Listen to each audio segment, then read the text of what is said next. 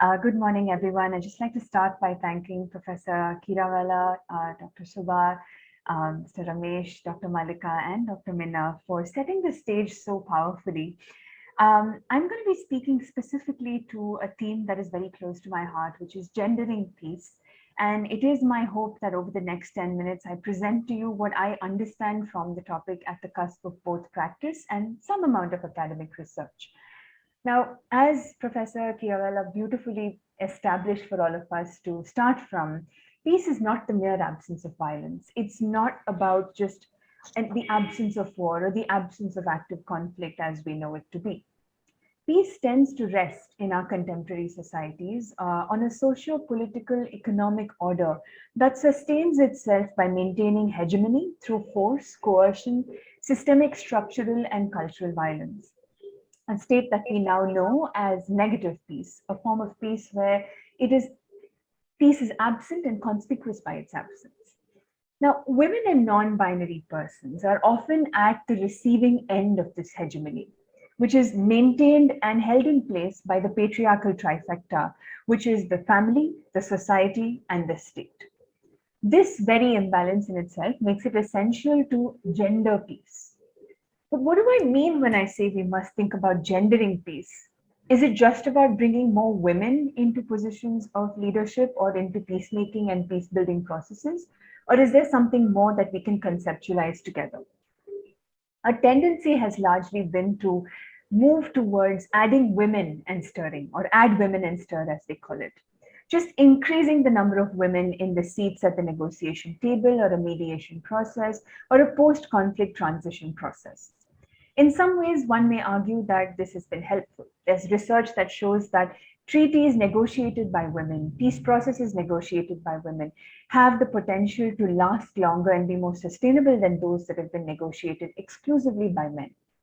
While the data may offer that, there is a tendency to limit every dynamic situation to what we understand from a few circumstances that inform the data. Gendering peace is not just about including women in positions of leadership or mediation or post-conflict peace-building processes. It is about driving systemic change. It is about transforming systems that normalize this gender imbalance in the first place. The inclusion of women in positions of power and leadership can get us only so far. The process of representation looks pretty on paper, but it can stop at that point. Patriarchy has for long forced women and non-binary people to compete for limited resources. And in the process of gamifying those limited resources and its access, it has tended to pit women against women and non-binary people against non-binary people and women against non-binary people. And in the process of this gamification, women and non-binary people who can continue the agenda of patriarchy in the position of power, who can continue to keep that hegemony alive, alone find themselves included. Anybody else is considered to be a disruptor, well outside the peripheries even of a systemic form of peace building. So in that sense, I would like to invite you to really think about how gendering peace could really be feminist and queer activism at work. Peace in itself should strive to be a feminist and queer verb in itself. In dismantling structural, systemic, cultural violence and entrenching an active striving for justice with an inclusion of attention to justice for historical and current trauma, calls for the dismantling of systems that we have normalized, calls for a dissociation with systemic violence that our privileges continue to keep in power to the detriment and the oppression of several communities world over. And in the process of dismantling these systems and structures, we're not just confronting power, but we're also calling those in those positions of power into action. We're calling them out and we're calling them in to accountability. As Romain Rolland, the French Nobel Peace Prize winner, said, when order is injustice, disorder becomes the beginning of justice. So in my understanding, limited understanding, let me qualify that, of what I've seen peace to be and gendering peace to be, I have 5 points that I want to place before you on how we can proceed towards building a gendered peaceful order. Now, the first point I want to present before you is that gendering peace is definitely about inclusion. But it's not just about numbers and quotas, but about lived experiences. The inclusion of women and non-binary people in peace processes is not just to make sure that everybody has a seat at the table, but also to make sure that every one of those lived experiences of any form of violence, any form of conflict, any form of systemic and structural exclusion continues to operate. That needs to be centered in any futuristic policy making. And we will never know of those perspectives unless those whose lived experiences inform those perspectives are brought forward. Gendering peace is about making our tables wider and longer and not our fences taller and higher. The second point I'd like to present before you is in the process of gendering peace, we need to be intersectional and inclusive and not representative alone, which means that the idea of woman is not limited to a cookie cutter mold of who amounts to a woman. Our idea of a woman is not just about a dominant idea of a woman. Our idea of women and non-binary people has to be informed by the social ethos for whom peace is a vision that several are striving to achieve. Whose narratives will inform the future of that country or that context? Whose narratives will inform the discriminations that will be produced by systemic violence in the future of that country? And how can we call those narratives into the place for framing those futures to start with? When we think of intersectionality, it's important to acknowledge what the last mile in the peace process and in the future of that peace would look like, and how we can make sure that that last mile is an included voice from the get-go. The third point I want to center here is acknowledging systemic and structural violence even in our peacemaking and peace-building processes. When we look at history and the inclusion of women in peace processes, where there are several examples of how women had to make peace standing at the margins, whether that's Laimak Bawi of Liberia or Vishaka Dharmadasa, who we're all familiar with in the context of Sri Lanka.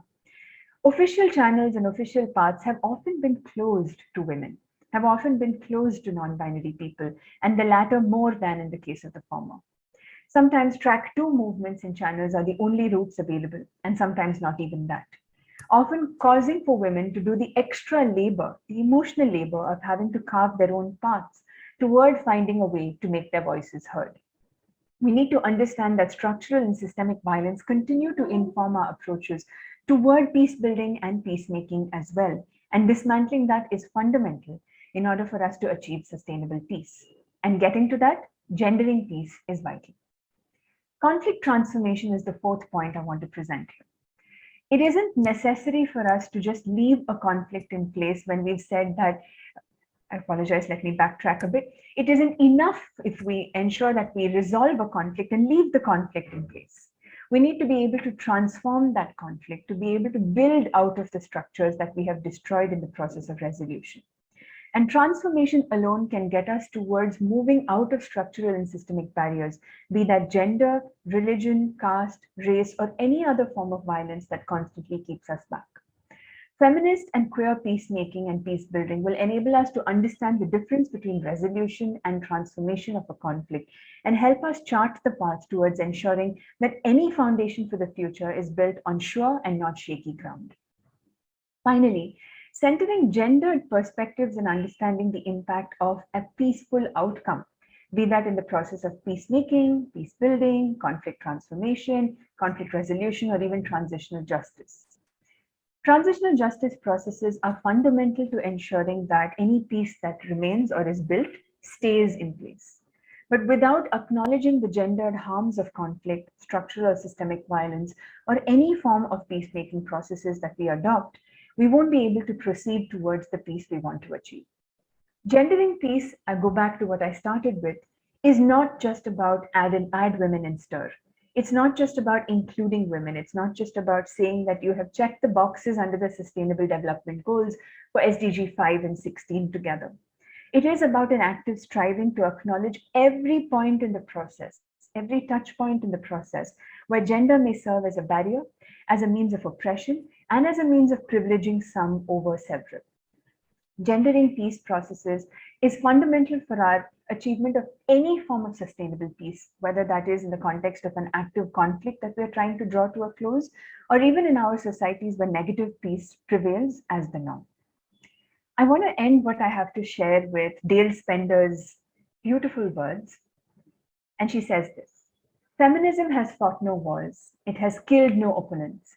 It has set up no concentration camps, starved no enemies, practiced no cruelties. Its battles have been for education, for the vote, for better working conditions, for safety in the streets, for childcare, for social welfare, for rape crisis centers, for women's rights, refugees, and reforms in the law. If someone says, "Oh, I'm not a feminist," I ask, why? What's your problem? Thank you for listening to me.